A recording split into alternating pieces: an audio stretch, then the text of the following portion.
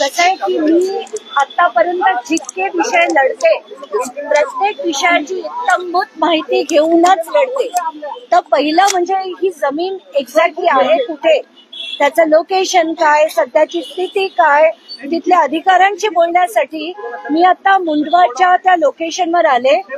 इथे आज जे गेटवर काही अधिकारी होते ते म्हणाले, ताई आम्ही तुम्हाला ओळखतो, तुम्ही अतिशय चांगलं लढता, पण जोपर्यंत तुमच्याकडे परवानगी नसेल तोपर्यंत आम्हाला आत सोडता येणार नाही. तर आमचे जे डायरेक्टर आहेत बेन्यामीन म्हणून, त्यांच्याशी तुम्हाला बोलावं लागेल. म्हणून मी त्या डायरेक्टरांचा नंबर घेऊन त्यांच्याशी आता फोनवर संपर्क केला.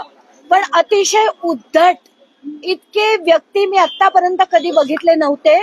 त्या उद्धट व्यक्तींनी मी त्यांना विनंती केली होती की आम्हाला 2च जणांना ही जमीन जी आहे सरकारने तुम्हाला लीजवर जरूर दिली असेल, पण ती सरकारची म्हणजे जनतेची जमीन आहे.